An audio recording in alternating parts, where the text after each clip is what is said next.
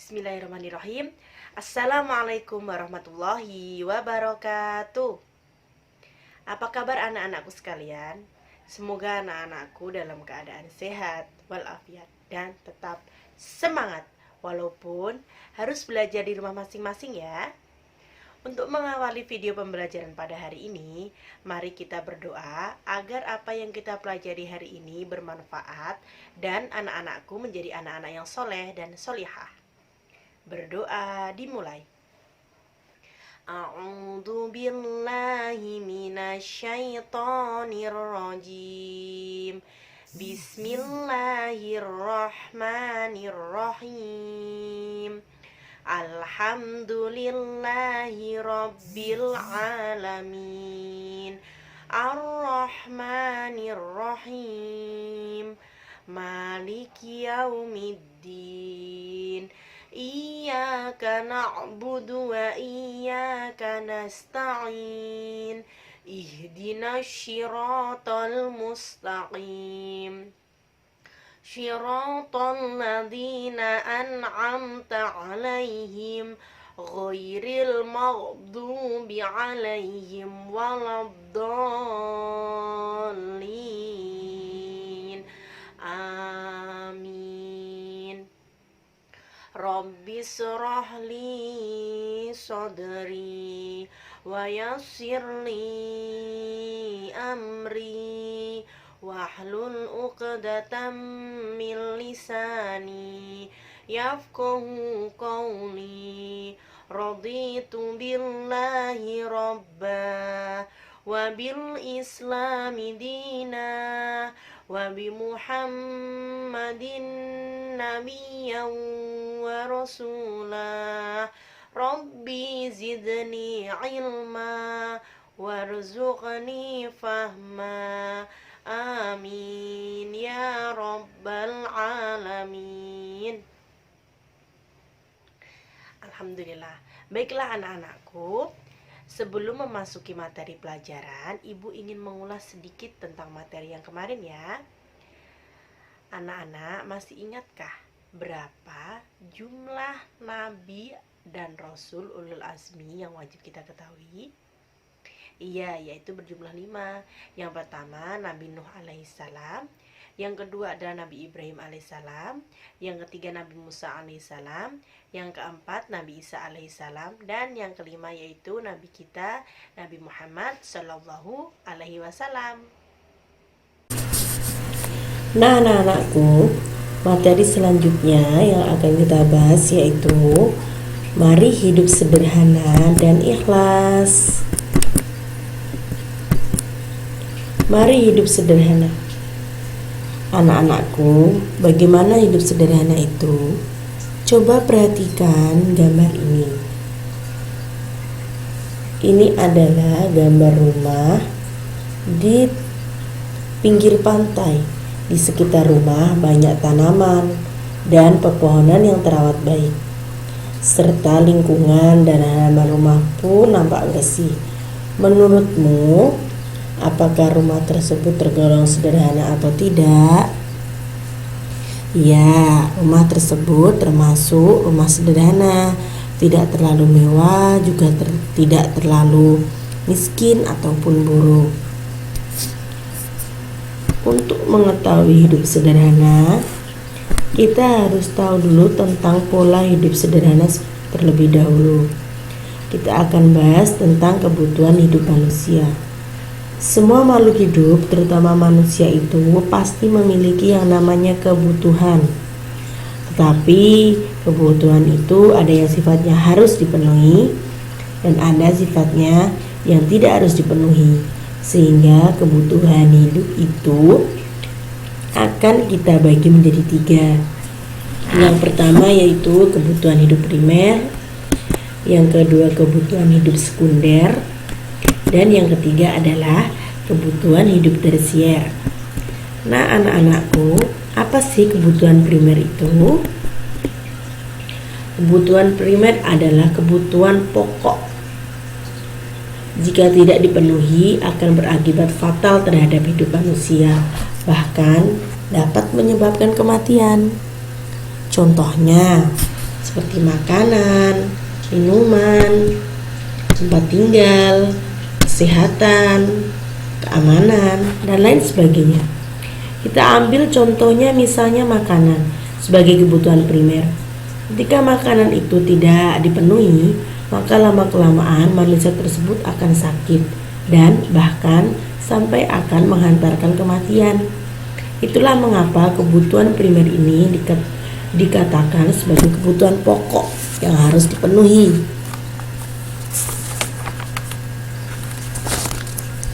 Selanjutnya yaitu kebutuhan hidup sekunder. Nah, anak-anakku, kebutuhan hidup sekunder adalah kebutuhan hidup tambahan yang tidak harus dipenuhi karena dia tidak menghantarkan kematian. Nah, anak-anakku, apa saja sih contoh kebutuhan sekunder itu? Contohnya yaitu handphone, televisi, sepeda motor, jam tangan. Contohnya, tanpa HP kita masih bisa hidup. Tanpa TV kita juga masih bisa hidup. Dan tanpa jam tangan kita juga masih bisa hidup. Nah, anak-anakku, inilah kenapa barang-barang tersebut dikatakan barang sekunder, karena hanya kebutuhan tambahan saja dan memang sifatnya memudahkan hidup manusia, tapi tidak dipenuhi pun tidak akan menghantarkan kematian. Berbeda dengan kebutuhan primer seperti makanan, minuman, tempat tinggal, kesehatan, keamanan, dia sifatnya harus dipenuhi. Paham ya anak-anakku perbedaan kebutuhan primer dan kebutuhan sekunder? Selanjutnya yaitu kebutuhan tersier. Nah, kebutuhan tersier ini sifatnya lebih tidak wajib lagi dibanding kebutuhan hidup sekunder. Nah, kebutuhan tersier ini adalah kebutuhan akan barang-barang mewah. Contohnya seperti perhiasan, rumah mewah, mobil mewah, dan lain-lain. Pokoknya yang serba mewah. Nah, anak-anakku, sebenarnya kebutuhan tersier ini adalah kebutuhan yang tidak harus langsung dipenuhi. Boleh dipenuhi setelah kebutuhan pokok primer dan kebutuhan pokok sekunder terpenuhi terlebih dahulu.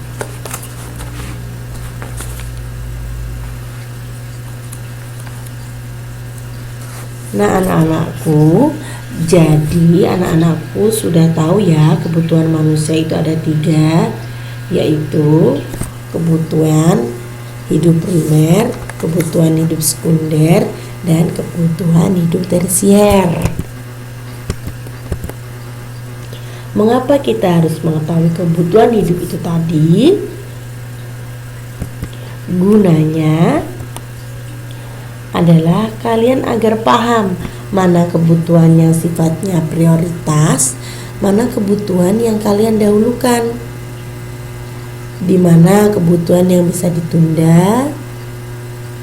Nah, anak-anakku, jadi jangan sampai gara-gara ingin beli baju mewah atau gara-gara ingin memiliki HP mahal, tapi sampai-sampai kita tidak bisa membeli makanan. Nah, banyak ya orang-orang yang kita temui yang penting gaya dulu, yang penting mewah dulu, tapi ternyata makan pun tidak tercukupi gara-gara hanya bergaya saja, hanya untuk kemudian pamer saja, dan agar mendapatkan pujian dari manusia lainnya. Dikatakan orang kaya, dikatakan orang hebat, dikatakan orang paling keren, tanpa memikirkan bahwa sebenarnya masih ada kebutuhan yang lebih penting yang harus didahulukan daripada kebutuhan hanya untuk bergaya.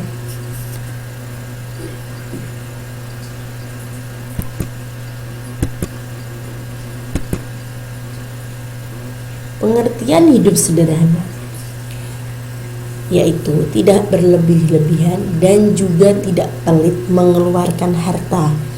Jika kalian cukup memakan 1 piring nasi, jangan ambil 2 piring nasi karena pasti akan mubazir. Jika kalian cukup menggunakan 2 pensil, maka kalian tidak perlu memiliki 5 pensil. Jika kalian cukup dengan 3 tas, tidak perlu kalian membeli sampai 10 tas.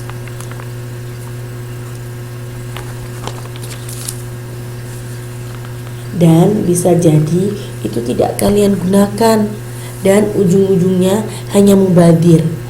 Nah, jadi hiduplah tanpa berlebih-lebihan.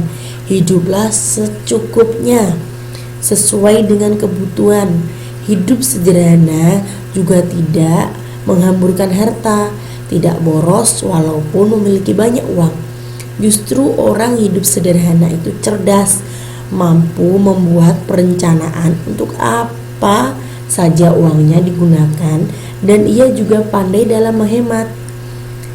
Dan sekarang kita coba mempraktekkan hidup sederhana tersebut dan menghargai pola hidup sederhana dalam kehidupan sehari-hari. Seperti yang ibu katakan tadi ya anak-anakku, orang hidup sederhana tidak boros tetapi pandai berhemat.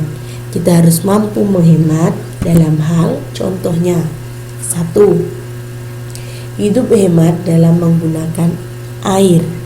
Contohnya, menghemat air adalah mematikan keran air jika melihat bak mandi sudah penuh. Jangan kalian biarkan sampai airnya tumpah-tumpah.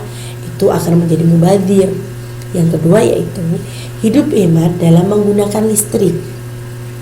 Ibu yakin pasti semua orang sangat-sangat membutuhkan listrik, dan listrik ini harus kita hemat ya anak-anakku. Bagaimana cara menghematnya? Cara menghematnya adalah mematikan benda-benda yang berhubungan dengan listrik apabila benda-benda tersebut tidak digunakan. Seperti lampu ketika siang harus dimatikan, AC ketika tidak digunakan harus dimatikan ya anak-anakku. Selain itu, kipas angin, televisi jika tidak digunakan harus dimatikan ya anak-anakku. Intinya yang berhubungan dengan listrik jika tidak digunakan maka harus dimatikan agar listrik menjadi hemat, dan ketika kita menggunakan listrik sesuai dengan kebutuhan, maka pembayarannya pun akan jauh lebih murah. Nah, anak-anakku adalah anak-anak sekolah. Kalian juga punya kebutuhan kalian, seperti membutuhkan buku, kalian butuh penghapus, kalian butuh pensil, kalian butuh penggaris. Tapi ingat bahwa kebutuhan itu haruslah kalian gunakan dengan sebaik-baiknya. Buku bukan untuk disobek-sobek, jangan untuk dilempar-lempar, tapi gunakan buku sesuai dengan kegunaannya. Begitupun penghapus, juga jangan dipotong-potong.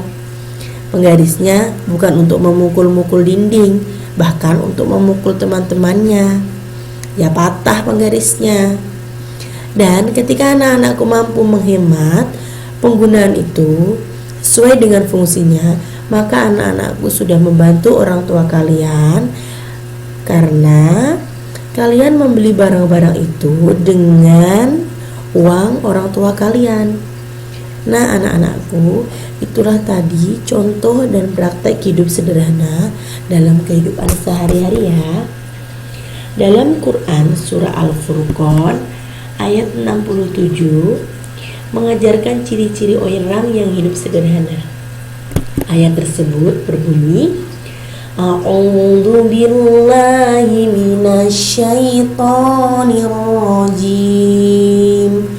Bismillahirrahmanirrahim.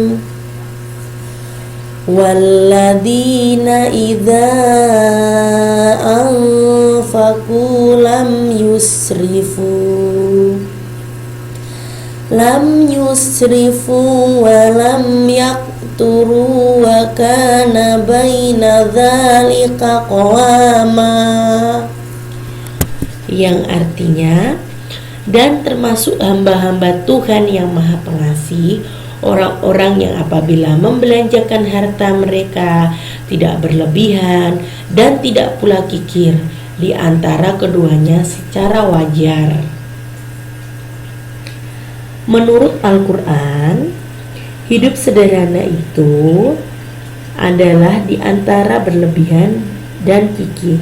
Berlebihannya artinya tidak wajar atau aneh-aneh, sedangkan kikir artinya terlampau hemat atau disebut juga pelit. Dalam menggunakan uang jajan dianjurkan agar tidak berlebihan dan tidak pula kikir.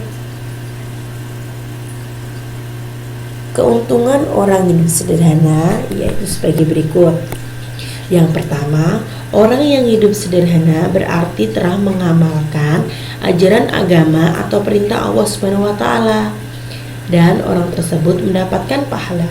Yang kedua, orang yang hidup sederhana berarti telah mampu melawan godaan syaitan yang mendorong hidup boros. Yang ketiga, orang yang hidup sederhana biasanya rendah hati dan disenangi banyak orang.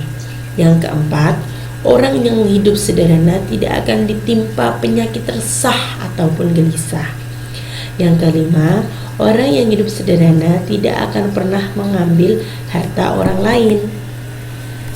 Sebelum Ibu lanjutkan materi tentang pelajaran ini, mari kita simak video ini. Assalamualaikum adik-adik, mari kita ikuti cerita kali ini.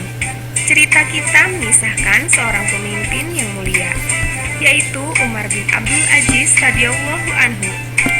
Beliau merupakan keturunan sahabat Nabi yang mulia yang juga seorang khalifah. Kesederhanaan hidup Khalifah Umar bin Abdul Aziz radhiyallahu anhu.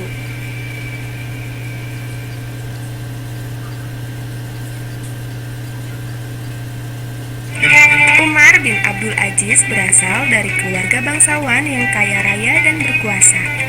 Namun, Umar yang masih hidup muda sangat sederhana. Hal ini sangat berbeda dengan saudara-saudaranya yang lain yang hidup dalam kemewahan. Sifat sederhana dan tidak serakah inilah yang dikuasai oleh khalifah saat itu, yaitu Sulaiman bin Abdul Malik. Akhirnya, ketika Sulaiman bin Abdul Malik sakit-sakitan, beliau menunjuk Umar bin Abdul Aziz sebagai penggantinya. Umar bin Abdul Aziz yang ditunjuk bukannya girang, beliau malah menangis sekeras-kerasnya karena sedih. Umar bin Abdul Aziz menangis karena membayangkan betapa beratnya tanggung jawab menjadi seorang pemimpin negara. Suatu ketika, saat beliau telah diangkat menjadi khalifah, datanglah seorang ulama untuk mengunjungi beliau. Ulama tersebut bernama Salamah bin Danar. Beliau adalah sahabat khalifah sejak dulu. Tak kala mendekati sang khalifah, beliau terkejut karena melihat perubahan fisik beliau. Badan beliau kurus, serta memperlihatkan keletihan yang luar biasa. Akhirnya, Salamah bertanya kepada Khalifah Umar bin Abdul Aziz, "Mengapa badan Anda menjadi sedemikian rupa, wahai Khalifah? Bukankah dulu wajah Anda tampan dan kulit Anda halus?" Khalifah pun menjawab, "Begitulah, aku memang telah berubah." "Lantas, apa yang menyebabkan Anda berubah? Padahal Anda menguasai seluruh kekayaan dan Anda adalah seorang pemimpin bagi umat Islam," tanya Salamah lagi. Mendengar pernyataan itu, tiba-tiba saja Khalifah Umar menangis. "Ingatkah Anda tentang suatu hadis dari Nabi kita yang pernah Anda bacakan kepadaku sewaktu di Madinah, wahai Abu Azim?" ujar Khalifah Umar. "Saya telah menyampaikan banyak hadis, wahai Khalifah. Hadis manakah yang Anda maksud?" tanya Salamah. "Hadis yang diriwayatkan oleh Abu Hurairah," jawab Khalifah Umar. "Benar, aku masih mengingatnya. Bunyinya begini.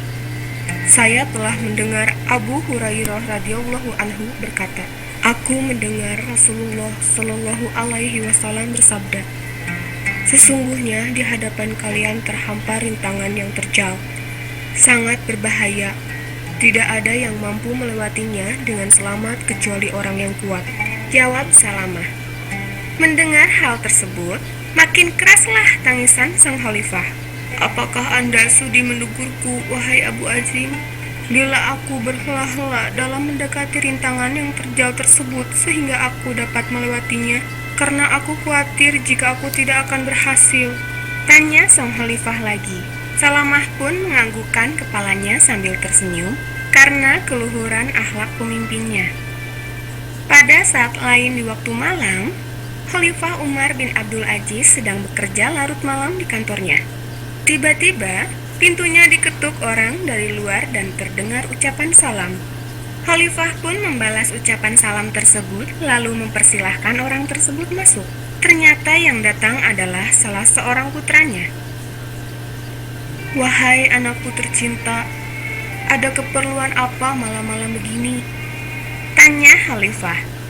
Wahai ayah, aku datang ingin mendiskusikan suatu urusan denganmu. Jawab putranya. Apakah urusannya ada hubungannya dengan negeri ini atau urusan pribadi semata? Tanya Khalifah lagi. Wahai ayah, ini adalah urusan pribadi. Mendengar jawaban putranya, Khalifah Umar bin Abdul Aziz pun segera mematikan lampu sehingga ruangan itu menjadi gelap. Putranya heran melihat hal ini, lalu bertanya kepada ayahnya. Wahai ayah, mengapa engkau mematikan lampu? Anakku, minyak pada lampu ini dibiayai oleh uang kas negara. Jika aku menggunakannya untuk keperluanku pribadi, aku khawatir di hari kiamat nanti rakyatku akan menuntutku akan lampu ini. Terkejutlah sang anak mendengar jawaban ayahnya. Khalifah Umar bin Abdul Aziz yang adil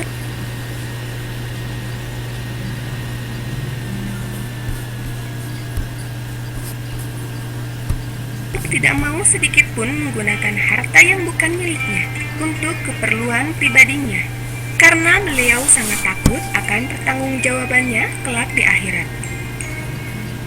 Adapun dalam masa pemerintahan beliau, umat Islam mengalami masa keemasan, rakyat hidup makmur dan sejahtera, sampai-sampai Baitul Mal negara kesulitan mencari fakir miskin untuk disantuni.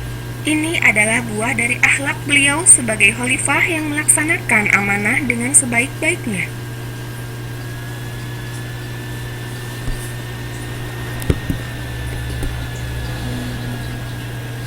Nah, anak-anakku, itulah tadi cerita singkat hidup kesederhanaan seorang Khalifah Umar bin Abdul Aziz. Kita harus bisa mencontoh dan mengamalkan kesederhanaan Umar bin Abdul Aziz ya anak-anakku. Nabi Muhammad SAW ada teladan kita.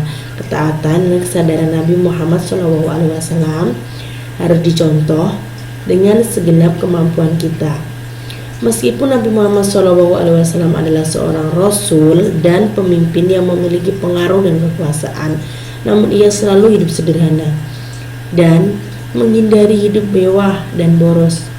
Menurut riwayat, Nabi Muhammad SAW selalu tidur beralasan sehelai tikar, dan kalau ia terbangun dari tidurnya terlihat ada bekas tikar di pipanya. Begitu kesederhanaan kehidupan Nabi. Tapi ia sangat mulia di hadapan Allah Subhanahu wa taala. Mampukah kita seperti Nabi, anak-anakku? Selanjutnya yaitu ada cerita yaitu antara Dedi dan Amir. Mau kemana kamu, Dedi?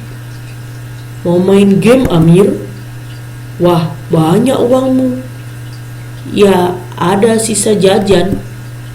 Mengapa tidak kamu tabung? Aku tidak suka menabung. Jika kamu suka boros, Allah Subhanahu wa taala mengatakan boros itu saudara setan. Oh, gitu ya. Kalau begitu aku tidak akan boros lagi. Nah, anak-anakku, dalam Quran surat Al-Isra ayat 27 yang berbunyi, A'udzu billahi minasyaitonir rajim. Bismillahirrahmanirrahim.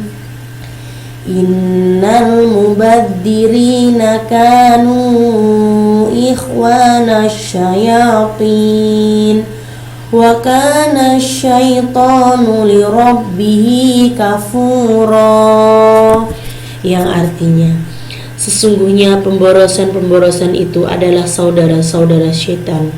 Itu adalah perbuatan yang ingkar kepada Tuhannya. Quran Surah Al-Isra ayat 27. Menurut ayat 27 Surat Al-Isra, pemborosan adalah saudara syaitan. Sedangkan setan sangat ingkar kepada Allah SWT. Berarti orang yang suka boros adalah orang yang ingkar kepada Allah SWT. Ingkar artinya tidak memenuhi perintah Allah SWT. Aku harus bisa hidup sederhana. Semua orang bisa hidup sederhana, tergantung pada kemauannya. Mulailah dengan niat yang ikhlas untuk hidup sederhana, karena hidup sederhana adalah perintah Allah Subhanahu wa taala. Mulailah dengan membiasakan makan makanan sederhana tidak berlebihan, menggunakan uang jajan secukupnya sesuai kebutuhan pokok saja, membeli pakaian tidak selalu mengikuti model, demikian seterusnya.